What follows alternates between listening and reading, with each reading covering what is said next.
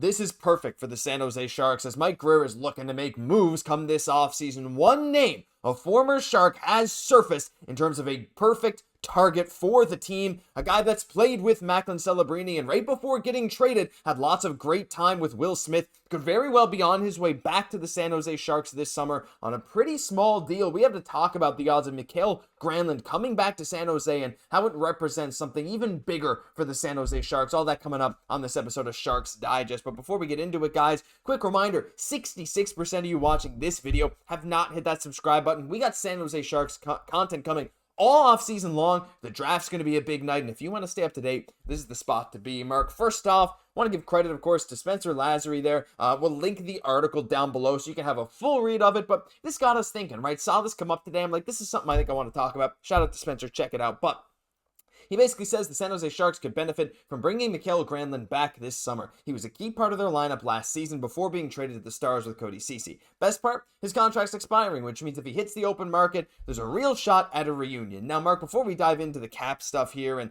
the specifics, how would you feel on a personal level of Mikael Granlund coming back to San Jose? Because I know, obviously, defense is something we need to shore up. Finding another scorer that is over 30 is maybe not at the top of a lot of Sharks fans' priority list, but bringing a guy back who had a lot of chemistry with the team, played with Smith, played with Sullivan, was playing kind of all up and down the lineup, William Eklund, right? That Lund line. I actually really like this idea.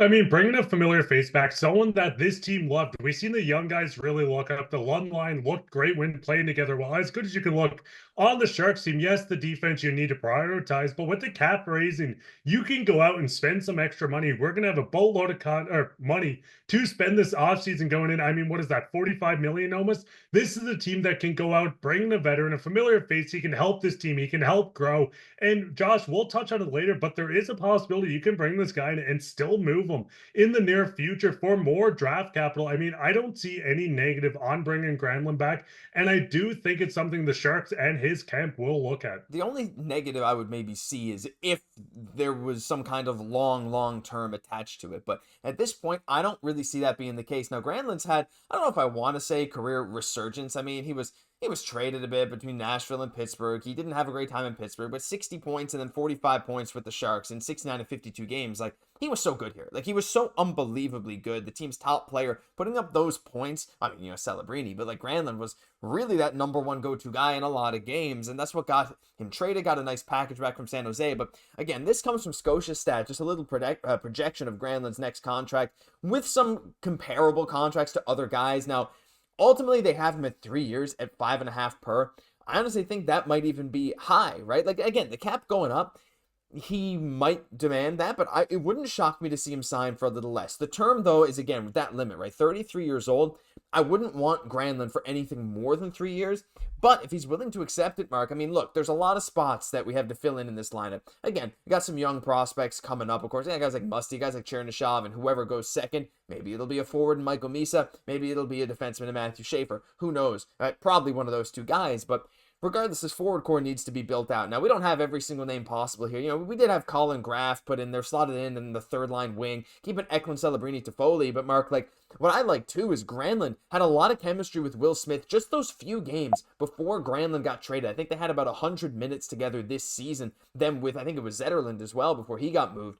That line was nice. It was really something that helped catapult Will Smith to that next level. Now, I know Smith wants to be a center next year, and Granlund can play center, but reuniting them together, to me, like, again, you get a lot of stuff for Granlund signing him back. It's something that doesn't happen all the time, but I would love to see it. Yeah, and I mean, the biggest thing is, yes, looking at the lineup, defense is the top priority going. Misa's the piece that's going to end up probably coming to this team at the second overall pick. But the big thing that people avoid is that you can have a full roster of fringe AHL guys, prospects, join this lineup and want to compete. You need to bring guys in. And I think Granlund, we've seen it before, can be a great developing player to help the guys. Not developing Granlund, he's 30-something, but still bringing in a guy that has shown success, shown that he can build around this with this team. I think this is no-brain move. You still have a bunch of cap to go out. You can make trades. You can bring in players. But the biggest thing is you need veterans on this lineup, and Granlund's a guy that has shown that he wants to be with the team, that he wanted to be with this team, unless the Stars put out the Brinks truck. And you can bring up the projected stats, or the contract, I should say. Yes, with him signing possibly a 3-year deal, that would make a ton of sense if you wanted to sign this in 2 years' time, trade him for more draft capital. But like you said, I would not want to lock him up on a long-term deal. 4, 5, 6 years starts to get very questionable. I don't know if you feel the same way, Josh, of bringing this guy in makes total sense, or would you rather go out and almost spend more money on maybe an Ehlers type? I mean, a Granlund type makes more sense to me. Again, like, look, there's a reason we have Toffoli around still, right? Like, Tyler Toffoli makes a ton of sense. That bromance with him, Celebrini, Will Smith. I mean, look, there'll probably be more, right? And he loves to be around this team, and I really like that too. But honestly, something like that again just kind of makes a lot of sense. He'll have 3 years left in his deal at $6 million per next year. It's good to have these veteran presences if they're willing to stick around, right? Like, and I wouldn't blame Granlund if he wanted to go win somewhere else, which is not something the Sharks are looking to do for the next couple of years at least. But we have such a great prospect pool that it's looking like it could be sooner rather than later. To me, it makes a lot of sense in terms of, being able to go get him at a reasonable cap. You got money, you might as well spend it. And a 3-year commitment, like you said earlier, Mark, like if you really want to just keep him around for like 2, 3, 4 years, it's not crazy to just, if he's doing great for your team and you're starting to get into that window, keep him around. If he's not, and you're not quite there yet, you can ship him off at another deadline. So there's a lot of options here, but let us know what you guys think on Granlund and bringing him back down below. I know there's some other stuff we need to talk about here at defense, but I'd love to hear your thoughts on Granlund. And I just want to touch on that really quickly before we end this video off, Mark, because look, looking at the draft capital, there's a lot of great stuff coming for the San Jose Sharks. And right now, the biggest hole, like you said, is defense. And that's going to get filled mostly by, I think, prospects at this point. Regardless, Sam Dickinson is looking unbelievable. We got a guy like Luca Cagnoni down in the AHL. There's some other options. Again, if you get Matthew Schaefer, that changes things a lot as well. But developing defensemen and even using some of these picks, Mark, to maybe even trade for a defenseman.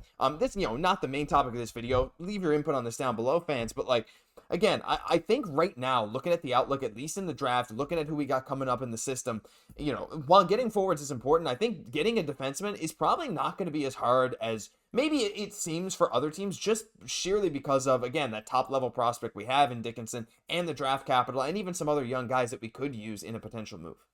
And I mean, the big thing is we've seen a lot of teams, the Sharks have done it before, where you go out, trade for a player that might not be performing. He starts to pick it up. You flip this guy for more value. I think the Sharks are in a great position. Listen, they're not going to compete for a Stanley Cup next year. I wish they did. That would be awesome. But this is a team that can take some chances on guys that might not look like they're playing the best right now. Free up cap space from another team, get more draft capital coming back. But the Sharks also have the picks. If you want to pull it up again, they could go out and make a huge trade. I mean, right now, if the Islanders say, hey, we want to move on from Noah Dobson. You have multiple first, second, thirds, fourths. You could go out and put a haul of a package out for a player like this.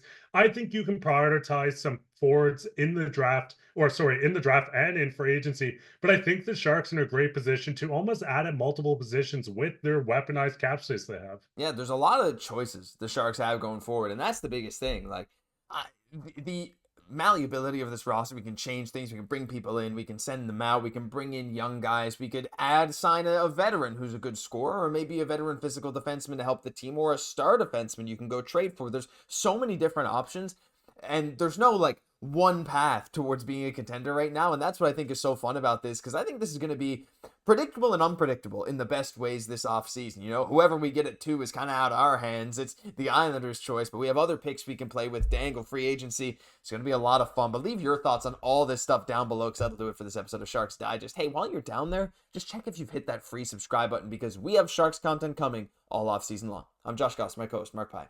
We'll catch you in the next one.